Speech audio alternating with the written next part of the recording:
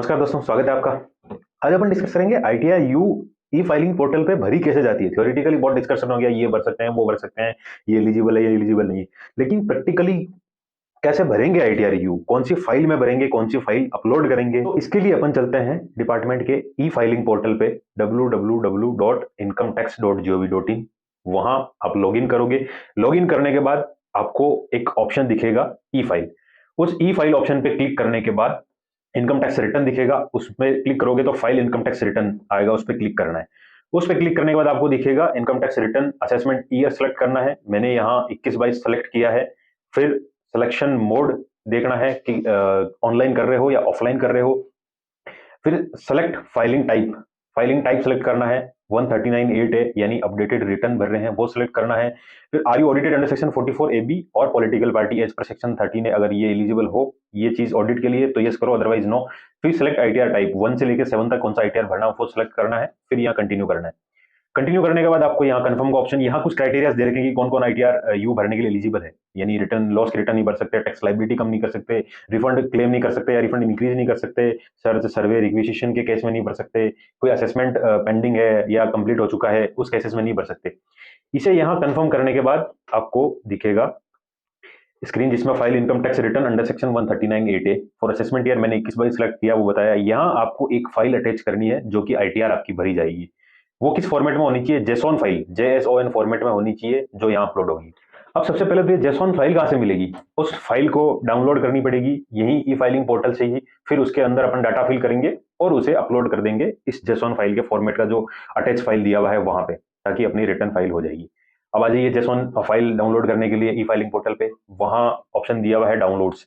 Download पे आप click करोगे तो इनकम टैक्स रिटर्न ऑप्शन दिया हुआ है, उस पर क्लिक करो। फिर असेसमेंट ईयर मैंने 21-22 सेलेक्ट किया है।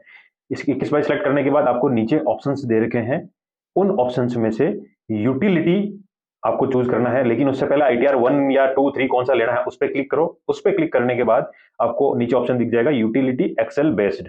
उस पर क्लिक करोगे तो आपकी जेसोन फाइल डाउनलोड हो जाएगी। वो जेसोन फाइल डाउनलोड हो चुकी है।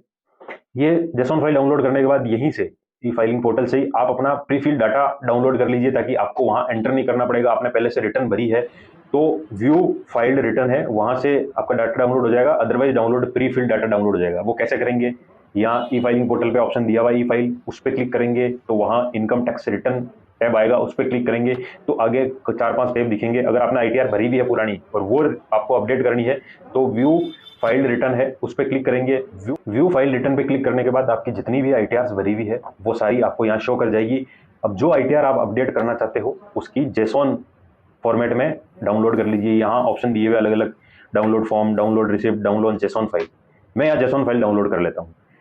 और आपने अगर पहले रिटर्न नहीं भरी है, पहली बार भर रहे हो, तो डाउनलोड प्री फिल डाटा से आप अपना डाटा डाउनलोड कर सकते हो। वो डाउनलोड कैसे करोगे? 21 असेसमेंट ईयर के लिए मैंने 21-22 सेलेक्ट किया है, मेरा प्री फिल डाटा डाउनलोड हो गया। अब अपने पास प्री फिल डाटा भी आ गया, या अपडेट कर रहे हैं आईटीआर वो भी आ गया, जेसोन फाइल भी आ गई। अब उस जेसोन फाइल में ये सब अपन एंटर कर देंगे कि अपने क्या क्या अपडेट करना है, क्या क्या भरना है। उसके बाद उस फाइल को वहां अपलोड कर देंगे। अब देख खोलते हैं वो जेसोन फाइल। जेसोन फाइल खोलते ही सबसे पहले ऑप्शन दिया हुआ है मैक्रोस डिसेबल है, जो कि इनेबल करना है ताकि अपन यहाँ कुछ एंटर कर सके जो डाटा अपने को एंटर करना है। उसके बाद यहाँ दिखेगा ग्रीन सेल, वो डाटा एंट्री करनी है। रेड लेबल्स जो है इंडिकेट करते हैं मैंडेटरी फील्ड्स को। और copy paste, control X, control V, control U कुछ भी नहीं करना है। यहाँ आपको ये जेसोन फाइल है, उसमें आपको सेलेक्ट करना है फाइल अंडर सेक्शन, किस सेक्शन में आप रिटर्न भर रहे हो वो सिलेक्ट करोगे। यहाँ वहां ऑप्शन दिखेगा 139(8) यानी अपडेटेड आईटीआर। उस पर सिलेक्ट करने के बाद आप यहाँ जो डाटा है अपने डाउनलोड किए थे वो इंपोर्ट करना है। इंपोर्ट जेसोन, राइट साइड में इंपोर्ट जेसोन दिया हुआ है, उस पर आप क्लिक करोगे। क्लिक करने के बाद ये आपको जो विंडो खुलेगा वो कहाँ आपका फाइल पड़ी है। मान लीजिए मैंने डेस्कटॉप पे सेव की थी, मैं डेस्कटॉप से ये फाइल उठा लेता हूँ। उस फाइल पे क्लिक करके मैंने ओपन किया। ओपन करते ही मेरा सारा डाटा इंपोर्ट हो गया। ये इस जेसोन फाइल में मेरी सारी डिटेल्स भरी गई जो जो प्री फिल डाटा में है, या पहले रिटर्न भरी हुई थी उस रिटर्न में है। वो सब दिखने के बाद आप जो जो अब अपडेट करना चाहते हैं वो डाटा फिल कर लीजिए। उस डाटा के फिल करने के बाद आप यहाँ देख सकते हो टीडीएस कटा हुआ है, टीसीएस कटा हुआ है, टैक्स पेड और वेरिफिकेशन, एटीडी, एटीजी, एटीजीजीए, जो जो आपको डिडक्शन लेने हैं वो सब एंट्रीज करने के बाद आपको करना है वैलिडेट। वैलिडेट ऑप्शन पे क्लिक करके ओके करिए तो आपका ये जो जेसॉन फाइल है उसमें अपन ने डाटा एंटर किया है वो वैलिडेट हो चुकी है। अब अपने को करना है जनरेट जेसॉन, JSON, ये अपनी वो फाइल जनरेट करनी है। ये फाइल जनरेट होने के बाद जहां आपने देखा था ना जो फाइल अटैच करनी है रिटर्न भरने के बाद, मतलब ये अपनी रिटर्न कंप्लीट हो चुकी है। अब इसको सिर्फ अपलोड करना है ई फाइलिंग पोर्टल पे। इस जनरेटेड जो जेसॉन है उसको फाइनली उस अटैच फाइल के जहां ऑप्शन है उस पर क्लिक करके अपलोड करके आप प्रोसीड टू वेरिफिकेशन कर दीजिए। यहां आपकी ITRU होती है कंप्लीट, यानी आप ITRU फाइल कर चुके